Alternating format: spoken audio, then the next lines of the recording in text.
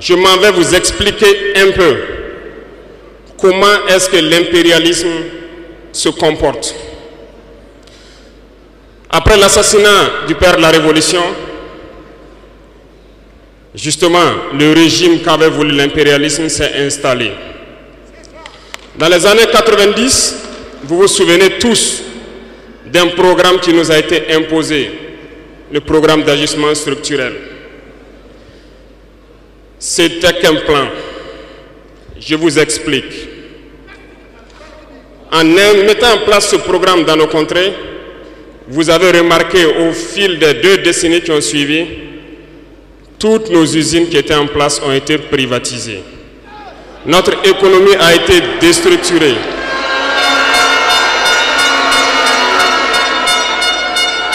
Ils ont mis en place un système néocolonial, un système de capitalisme sauvage qui ne profite qu'aux dirigeants et leurs amis, un cercle restreint.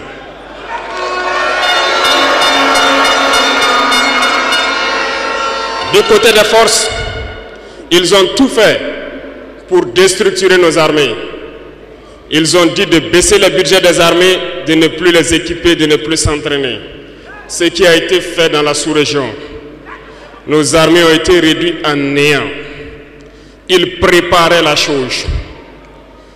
Pendant ce temps, les grands pays comme le Niger, le Mali ont connu une résurgence de ce qu'ils ont appelé des rébellions. Des séparatistes venus de nulle part ont tenté de diviser ces pays. Ils n'ont pas réussi. Mais l'aboutissement de leur plan était qu'à partir des années 2010, c'est-à-dire 20 ans plus tard, que le terrorisme s'invite dans nos terroirs. Effectivement, on l'a vu naître 20 ans plus tard. Des individus ont été choisis et on leur disait juste, allez-y les combattre, leurs armées sont déstructurées, nous avons travaillé à ce que cela arrive. Ils ne pourront jamais vous arrêter et vous allez les imposer ce que nous voulons. Ces individus ont recruté de jeunes innocents, ignorants, dans nos différentes campagnes, à qui ils injectent la drogue et les amènent à tuer leurs compatriotes. Et le mal est né. Comment est-ce que ces individus ont été entretenus? N'oubliez pas, ici au Burkina Faso, on hébergeait des chefs terroristes. Ça a été bien planifié.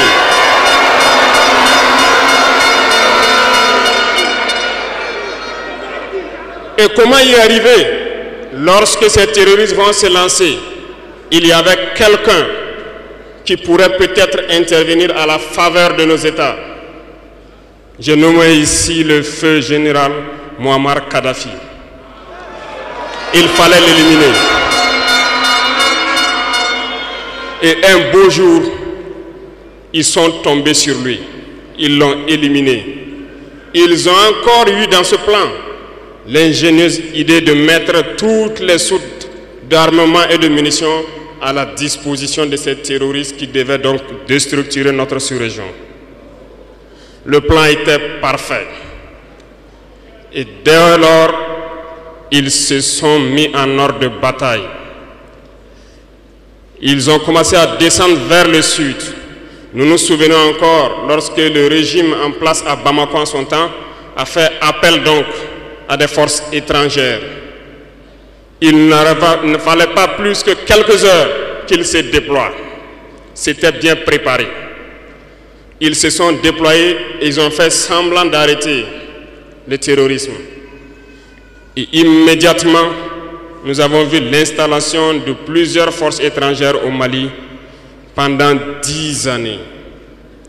Pendant ces 10 années où le terrorisme était contenu au nord, s'est invité au sud et le Burkina Faso a été infesté à partir de 2015. Tout était bien planifié et bien pensé. Je me souviens encore quand nous étions à Ber, au nord de Tombouctou. On voyait donc des forces spéciales de ces pays-là venir nous dépasser, aller plus en profondeur. Et à leur retour, ils étaient tout rouges. Ils ont des petites machines de foreuse et bien d'autres équipements de géologie que nous contemplons. On se demandait où est-ce qu'ils gagnaient cette terre rouge, parce qu'en patrouillant autour de Berre, nous n'avons pas de terre rouge. Peut-être qu'ils creusaient, ils sondaient, nous ne savons pas de quoi il s'agit. Le ciel malien n'appartenait plus aux Maliens. Tout était bien pensé. Lorsque des gens qui combattaient sur le terrain ont fait aussi le constat, ont décidé à un moment donné de prendre les responsabilités et les voilà sortis de nulle part. On nous traite de putschistes.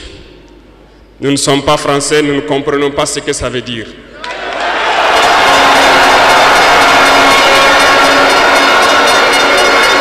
Et les valets locaux, qui sûrement ne comprennent même pas le sens profond du mot, nous appellent aussi putschistes. Très bien, on se l'approprie. Au fil de ces années, pour ce qui concerne le Burkina Faso, vous avez dû remarquer, tous les corps ont été déstructurés. Plus d'entraînement, plus rien pour l'armée. Ils ont imposé dans tous nos états-majors, toutes nos écoles et toutes nos structures stratégiques ce qu'ils ont appelé des conseils militaires.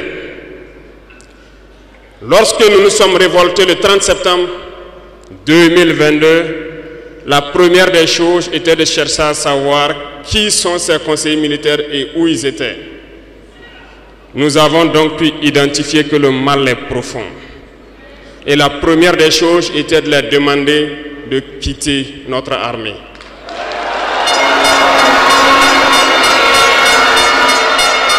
Ils sont partis.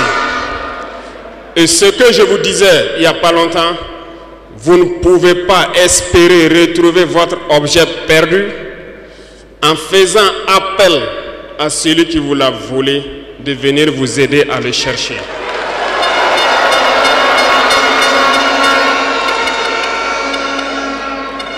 Il fallait dès lors décider, prendre des décisions courageuses. Ce que nous avons décidé de faire, ça n'a pas été sans conséquence. Parce que lorsque nous avons déjà demandé aux conseillers de partir, nous avons senti des manifestations. On nous a fait comprendre qu'on ne pourra pas s'en sortir sans eux. Et à chaque fois qu'ils nous le disaient, ça s'est traduit par des attaques d'envergure sur le terrain. Nous avons bien reçu le message. Lorsqu'à l'orée donc de l'année 2023, nous avons décidé de dire donc aux forces étrangères présentes ici de partir parce que nous voulons lutter en burkinabé.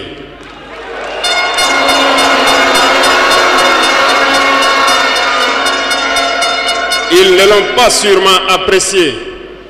Mais pourquoi venir mourir sur nos terres pour nous? Nous préférons combattre nous-mêmes. Nous avons demandé à ce qu'ils retournent chez eux. Malheureusement, je vous le dis ici aujourd'hui, comme j'aime le dire, la colonisation est rentrée. Il y a des esclaves de salon qui n'ont toujours pas compris. En son temps, des officiers militaires nous ont écrit et nous ont approchés pour nous dire que c'était une très mauvaise décision et que nous n'allons pas tenir 2 mois. Des fiches ont été écrites. On nous a transmis ces fiches pour nous faire une analyse stratégique de leurs pensées. Nous avons dit, c'est soit nous sommes souverains ou nous restons esclaves à jamais. Effectivement, lorsque le dernier soldat a quitté le Burkina Faso, nous avons compris de quoi est-ce qu'il s'agissait. Les attaques se sont enchaînées immédiatement. Déou, Tinakov, Partiaga, ainsi de suite. Mais ce qu'ils avaient oublié, c'est que le peuple du Burkina Faso avait compris notre message et s'était engagé sur la même voie que nous.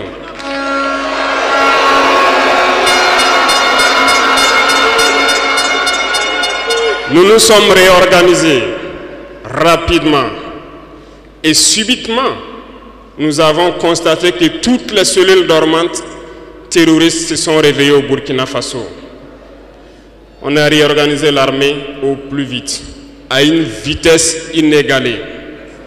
Nous avons créé plusieurs unités et même si plusieurs autres sont à venir, nous les avons équipés.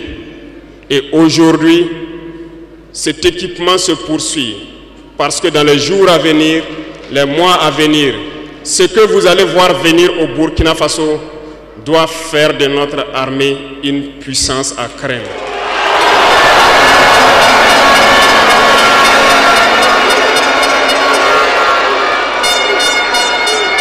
Nous n'allons pas lésiner sur les moyens.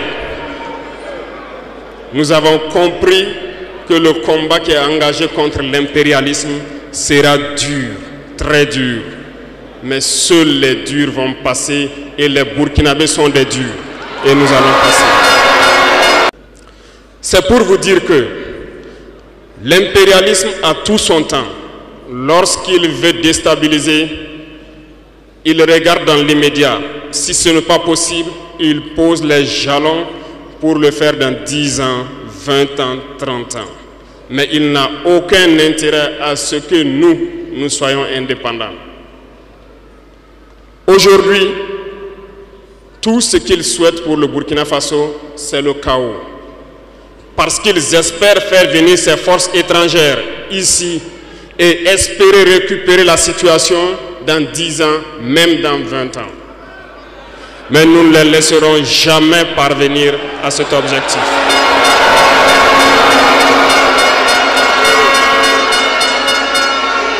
Voilà pourquoi nous avons mis en garde pendant plus d'1 an les valets locaux, les esclaves de salon, pour qu'ils ne trahissent pas leur patrie au profit de l'impérialisme. Certains ont compris, se sont rangés. D'autres n'ont pas compris, peut-être se croyant plus malins. Mais aujourd'hui, nous n'avons plus de sentiments sur ce volet.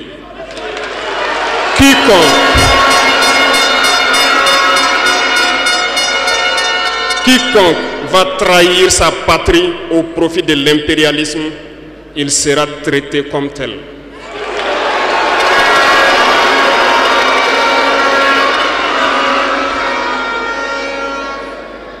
Revenant à notre fameuse CEDEAO, depuis que nous avons décidé de quitter la CEDEAO, les esclaves de salon ont été actionnés partout. Ils veulent faire peur au peuple. Ils veulent faire peur à tout le monde. Dieu merci. Dans un passé récent, il n'y avait qu'une poignée de gens qui avaient droit à la parole. Sur les plateaux télé, c'est ce qu'ils se disaient qui étaient donc prêts pour l'évangile. Aujourd'hui, avec les nouvelles technologies, qui ont bien sûr des avantages et des inconvénients, tout le monde a droit à la parole. Et je pense que les Wahiyans sont les premiers à confirmer cela.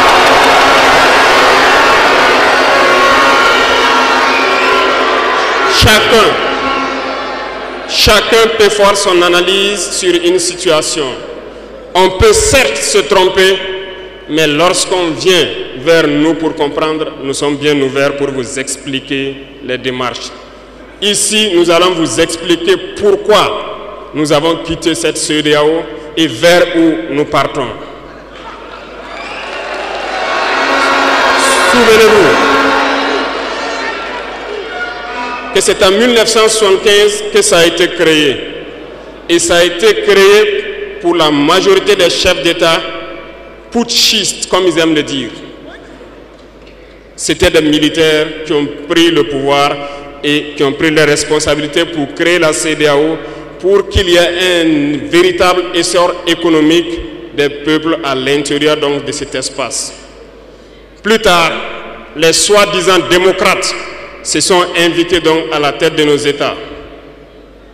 Ils ont vidé complètement la communauté de son fondement.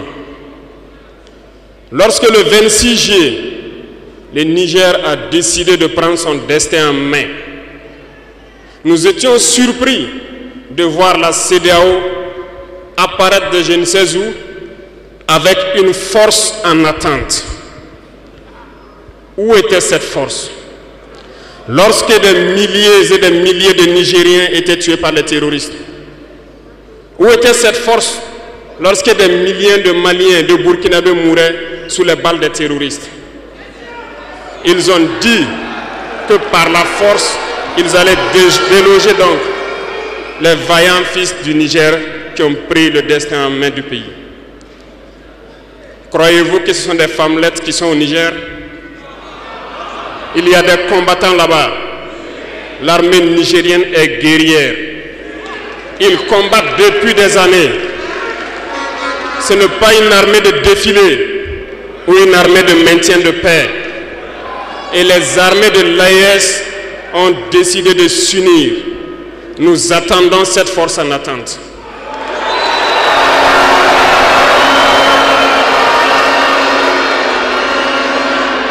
Il faut que ces soi-disant démocrates le comprennent. Lorsque des milliers de Nigériens sont morts sur leur lit d'hôpital par manque d'électricité ou par manque de médicaments, c'est du crime. Ils sont responsables de ces sanctions, ils sont responsables de ces morts. La même chose se passe au Mali.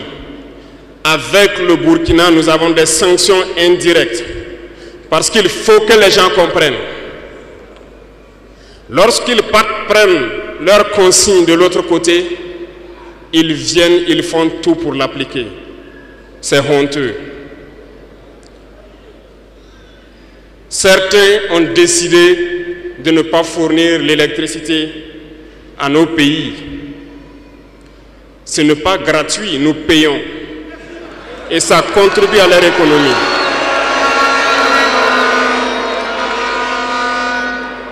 Ils ont essayé de faire souffrir le Mali. Et bien sûr, en faisant fi de tous les textes et de ne plus donner l'électricité au Mali, espérant que la population se révolte. Ça ne marche pas. Lorsque ça a duré, certains étaient obligés de faire payer leur propre peuple en augmentant le coût de l'électricité. Ça va encore augmenter.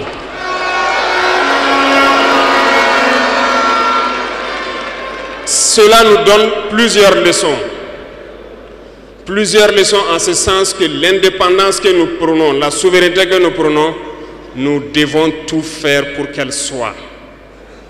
Ils nous ont donné de très belles leçons et nous avons très bien compris.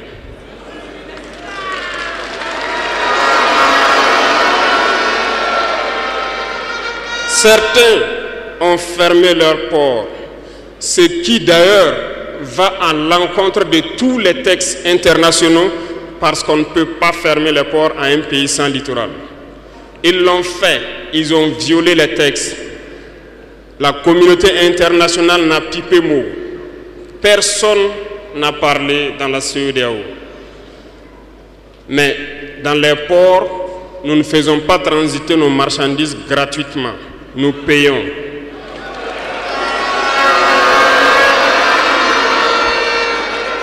Et ceux-là qui le font récoltent aujourd'hui les pots cassés. Et je pense que c'est une leçon pour eux aussi, qu'il ne faut toujours pas appliquer les consignes de leur maître. Il faut qu'ils le comprennent pour toujours. La CEDEAO n'a jamais fait un communiqué pour féliciter une victoire de nos armées.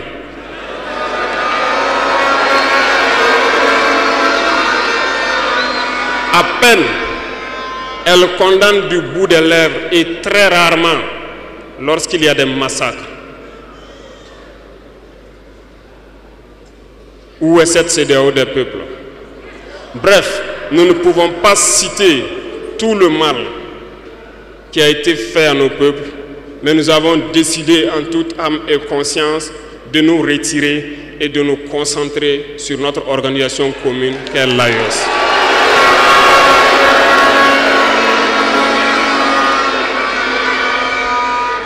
Retenez que il n'y a pas de peur. Parce que, en prospectant et en nous mettant au travail, nous avons remarqué une chose. Dernièrement, certains ont décidé d'interdire l'exportation de certains produits alimentaires vers le Burkina Faso. Très bien. Ils ont donné une durée.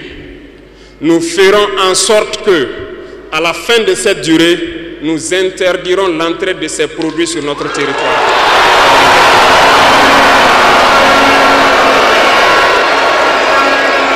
Nous sommes capables. Nous sommes capables et nous sommes très bien capables. Nous avons fait beaucoup d'expériences cette année et je peux vous assurer que sur le volet alimentaire, le Burkina peut être autosuffisant. Et nous avons de braves paysans. Nous mettrons tout en œuvre pour que nos paysans puissent labourer leurs terres et cultiver dignement. Et je mets au défi quiconque doute de cela, que si nous décidons aujourd'hui au Burkina Faso d'être dans 3 ans ou 5 ans premier exportateur de cacao, nous le serons.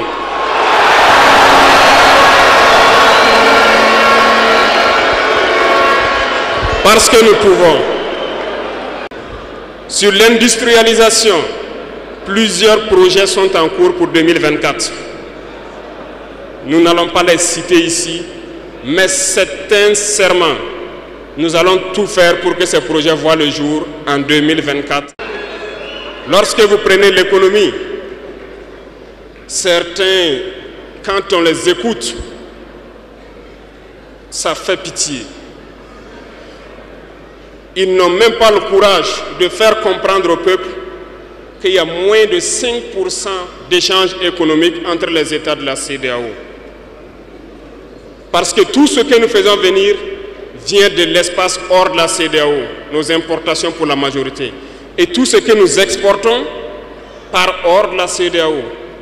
La malhonnêteté intellectuelle de certains font qu'ils ne peuvent pas le dire, parce qu'ils sont des esclaves de salon.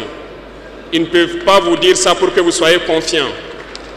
Mais je vous invite à rester confiants, sereins, imperturbables, parce que nous pouvons avoir cette indépendance tant sur le plan alimentaire, tant sur le plan industriel.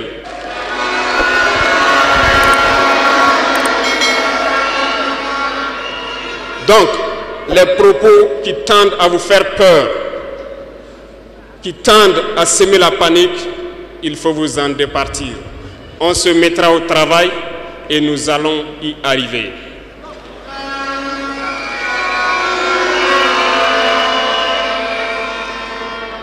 Revenons donc à un aspect général dans l'Afrique.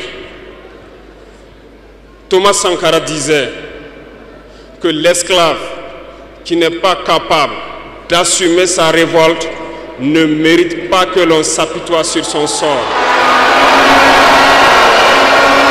Cet esclave répondra seul de son malheur s'il se fait les illusions sur la condescendance suspecte d'un maître qui prétend l'affranchir.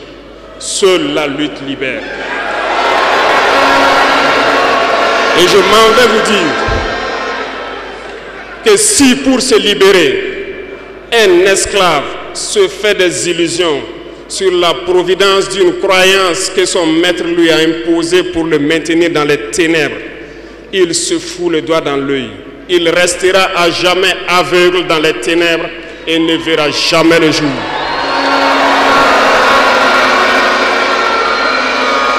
Dieu lui-même a dit, Dieu n'aime pas le paresseux. Dieu n'aime pas l'ignorant. Dieu n'aime pas celui qui ne se bat pas.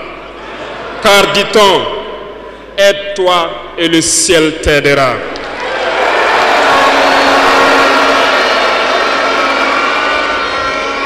Et je ne passerai pas sous silence une partie du slogan donc des pionniers qui vivent aujourd'hui parmi nous. Oser lutter, savoir vaincre. Nous avons osé lutter dans l'AES et nous saurons vaincre. N'ayez aucune crainte. La veille citoyenne que vous avez engagée, c'est un message à toute l'Afrique. Et le Burkina Faso est solidaire et soutient tous les peuples d'Afrique qui souffrent le martyre. Mais nous voulons aussi dire qu'il est temps que les Africains arrêtent de s'apitoyer sur leur sort, de se morfondre, de se lamenter. Il faut lutter. Ça ne viendra pas du ciel tout seul. Il faut lutter d'abord et Dieu va vous aider. Et le Burkina Faso est prêt à aider tous les peuples qui vont mener cette lutte.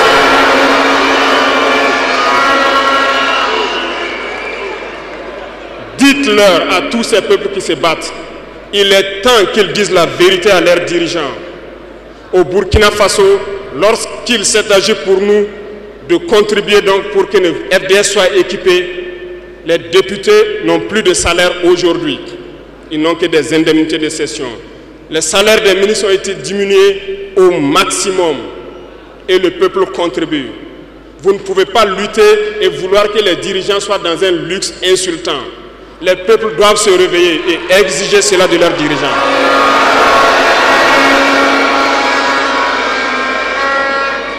Et pour terminer, je lance donc un appel à tous les peuples de l'AES, à travers vous, pour qu'ils restent unis et solidaires. Toute souffrance a une fin. La lutte que nous avons engagée est dure. Mais il faut rester la tête sur les épaules. Parce que l'arme fatale de l'impérialisme reste la manipulation à travers la communication. Sachez reconnaître les valets locaux. Sachez reconnaître les esclaves de salon. Sachez reconnaître tous ceux-là qu'on soudoie pour venir vous vendre de fausses informations.